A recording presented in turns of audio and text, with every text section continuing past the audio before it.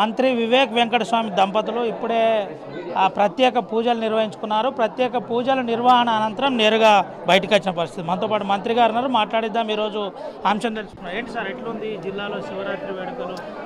ఇప్పుడే మార్నింగ్ బేలాల గుడికి పోయినంటివి. మేమిద్దరం కూడా కింద నుంచి పైకి నడుచుకుంటూ పోయాం. ఎందుకంటే ప్రతి సంవత్సరం ఎక్కువ బండ్లు పోవడం వలన సామాన్య భక్తులకు ఇబ్బంది ఉండే. సో మేము కూడా నడుచుకుంటూ దిగి కూడా రావడం జరిగింది. దాంట్లో ప్రజలు వాళ్ళు ఏం ఆశిస్తున్నారు ఏంటి, చాలామంది కూడా ఇదే ఉండే. సార్ మంచినీటి సౌకర్యం మంచిగా చేసినారు. 2 బోర్వెల్స్ వేసాం, సోలార్ బోర్వెల్స్, సోలార్ లైటింగ్ కూడా అక్కడ పెట్టించినాము. నెక్స్ట్ ఇయర్ ఇంకా కొంచెం ఎక్కువ సోలార్ లైటింగ్ కావాలి. మాకు లేడీస్ టాయిలెట్స్ గురించి కూడా మాట్లాడితే మొబైల్ టాయిలెట్స్ ఇక్కడ పెట్టించడం జరిగింది. కానీ నెక్స్ట్ ఇయర్ ఇంకా కొద్దిగా బెటర్గా చేసే అవకాశం ఉంది.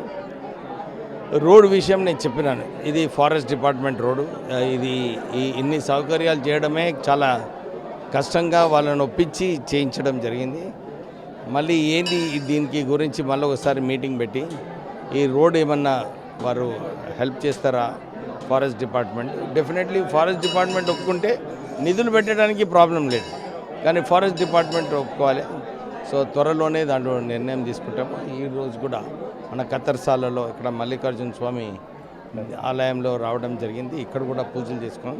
చూస్తున్నారు చాలామంది భక్తులు ఇక్కడికి వచ్చి పూజ చేసుకొని ఈరోజు ₹1 ఒకటి మన CGF ఫండ్ కడతాం. మేము ఒక 20 లక్షలు, మీ ద్వారా ఒక 80 లక్షలు మన CGF అంటే గవర్నమెంట్ ద్వారా ఇప్పించాలని మేము వేడుకుంటున్నాం. ఇప్పుడే మా సర్పంచ్ గారు ఇక్కడ ₹1 ప్రపోజల్ పెట్టిండు.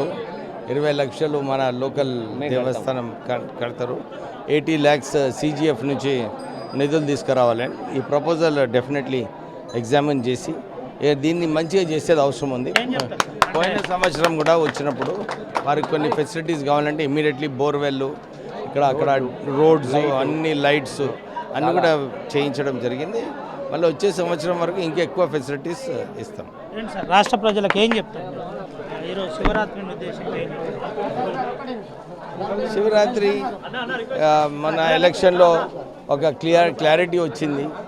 రాష్ట్ర వ్యాప్తంగా కాంగ్రెస్ పార్టీ గెలవడము, దీంట్లో ప్రజలందరూ కూడా కాంగ్రెస్ పార్టీ మీద నమ్మకం ఉంది.